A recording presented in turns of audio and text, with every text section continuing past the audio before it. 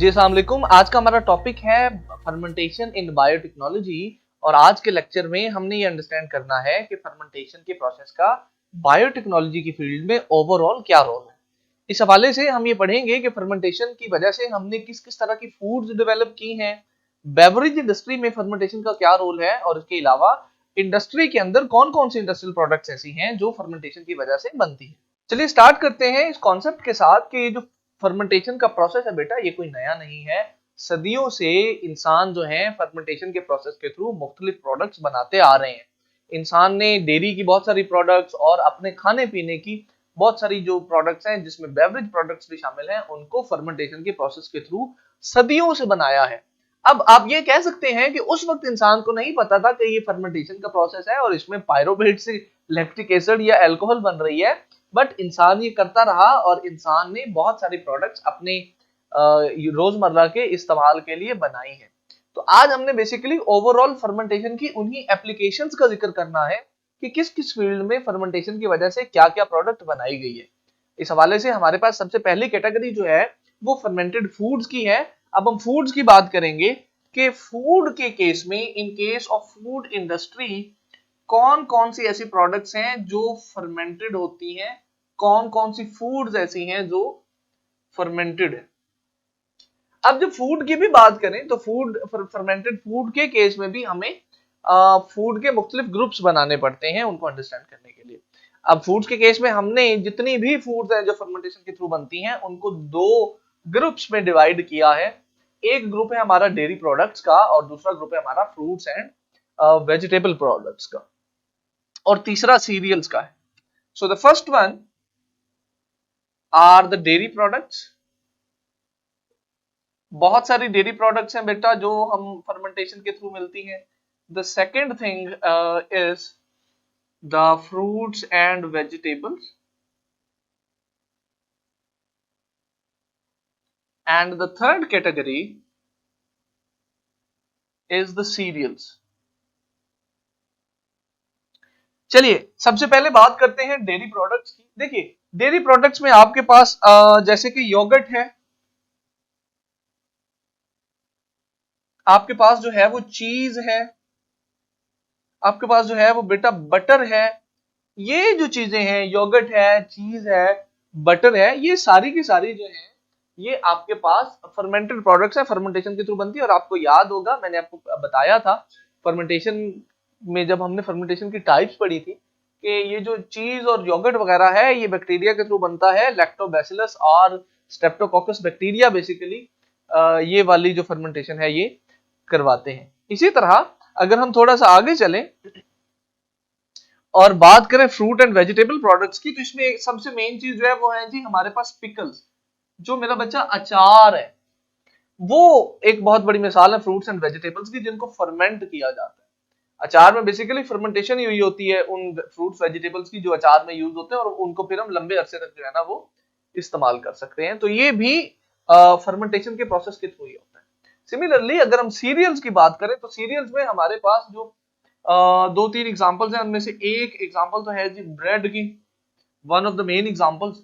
अब ब्रेड जो है ना बेसिकली वो व्हीट से बनती है, गंदम से बनती है, और ये बनाई जाती है एक यीस्ट के थ्रू जिसका हमने जिक्र पढ़ा हुआ है पहले, सैक्रोमाइसिस सर्वेसाई। तो सैक्रोमाइसिस सर्वेसाई को यूज करके जो है व्हीट से फर्मेंटेशन के थ्रू ब्रेड बनाई जाती है, जिसको हम मेरा बेटा अपनी डेली लाइफ में as a food material use करते हैं। फर्मेंटेड फूड्स के अलावा हमारे पास दूसरी मेन मेजर कैटेगरी जो है मेरा बेटा वो है जी बेवरेजेस की। बेवरेजेस का मतलब ऐसी चीजें जो हम पीने में इस्तेमाल करते हैं, जो ड्रिंक्स हैं, उनका जिक्र हम पढ़ने लगे हैं। अब बेवरेजेस में बेटा मेरा बेटा आपकी किताब में दो मेन ड्रिंक्स मेंशन्ड हैं, one of them is beer and the other one is wine. अब ये जो दोनों चीजें हैं ये हमारे मजहब इस्लाम के मुताबिक तो हराम है। और तो आप ये सोच रहे होंगे कि सर ये हराम चीजें आप हमें कहाँ पढ़ाई जा रहे हैं। भाई देखिए ये एक इंडस्ट्रियल प्रोडक्ट है, दोनों इंडस्ट्रियल प्रोडक्ट्स हैं, बेवरेजेस हैं, दुनिया में यूज होती है, बहुत बड़ी आबादी लोगों की ये यूज करते हैं जो गैर मुस्लिम है। तो from the industrial economical point of view हमारा इनको पढ़ना जरूरी है और ये अंडरस्टैंड करना जरूरी है कि इनके बनने के दौरान आखिर प्रोसेस क्या होता है। तो ये जो बियर है एक्चुअली ये बनती है मेरा बेटा व्हीट पाउडर से। गंदम के पाउडर को जब फर्मेंट किया जाता है तो उससे ये बियर बनती है, और जो वाइन है ये बुनियादी तौर पे ग्रेप्स से बनती है, ग्रेप्स की फर्मेंटेशन से बनती है। बियर और वाइन दोनों की फर्मेंटेशन में मेरा बेटा यीस्ट यूज होती है। यीस्ट को इस्तेमाल करके हम जो है बियर और वाइन बनाते हैं। फर्मेंटेड फूड्स और बेवरेजेस के बाद जो हमारे पास तीसरी कैटेगरी है प्रोडक्ट्स की, वो है जी इंडस्ट्रियल प्रोडक्ट्स, जिनको हम अभी अंडरस्टैंड करने लगे। अब इन इंडस्ट्रियल प्रोडक्ट्स की लिस्ट जो है वो काफी लंबी है, इन अ सेंस कि ये किस ऑर्गेनिज्म से हासिल होती हैं और इनका बेसिकली यूज क्या है। अब इन इंडस्ट्रियल प्रोडक्ट्स में जो हमारे पास सबसे पहली प्रोडक्ट है जो आपकी किताब में मेंशन है बेटा, वो है फॉर्मिक एसिड, जो कि एक फंजाई से मिलता है बेसिकली, और उस फंजाई का नाम है अस्परजिलस।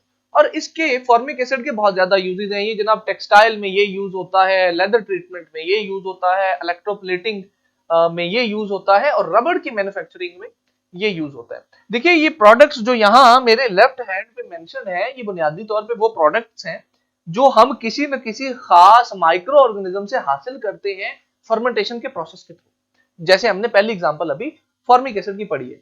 दूसरी एग्जांपल हमारे पास है एथेनॉल की। एथेनॉल एक्चुअली एक अल्कोहल है जो हमें एक फंजाई से मिलती है, जिसको मेरा बेटा सैक्रोमाइसिस कहते हैं। एथेनॉल के बहुत सारे यूजेस हैं। ये एज अ सॉल्वेंट इस्तेमाल होती है।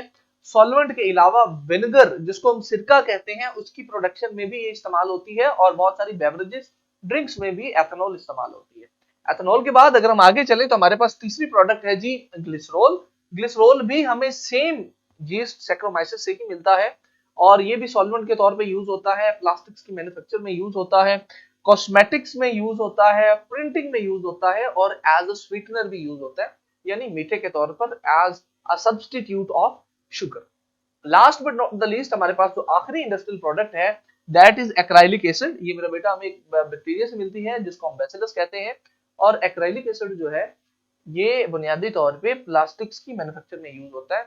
मुख्तलिफ प्लास्टिक प्रोडक्ट का ये एक बहुत ही अहम कंपोनेंट होता है एक्राइलिक एसिड। तो आज के लेक्चर में मैंने आपको फर्मेंटेशन के बायोटेक्नोलॉजी के अंदर जो एप्लीकेशंस हैं वो बताई। ये जो टॉपिक है इसमें आपको चीजें बहुत ज्यादा टू द पॉइंट याद करने की जरूरत होगी। आपको हर एक जहां पर कोई भी टेक्निकल टर्म आ रही है उसका या यूज होगा या उसकी डेरिवेशन होगी कि वो आ कहां से रही है, तो आपको ये टर्म्स कौन सी प्रोडक्ट कहां से आती है, किस तरह बनती है, उसका यूज क्या है, तो ये चीजें याद करनी होंगी to the point. I hope you people get it. अगर आपको कोई सवाल हो तो आप मुझसे पूछ सकते हैं। See you in the next class.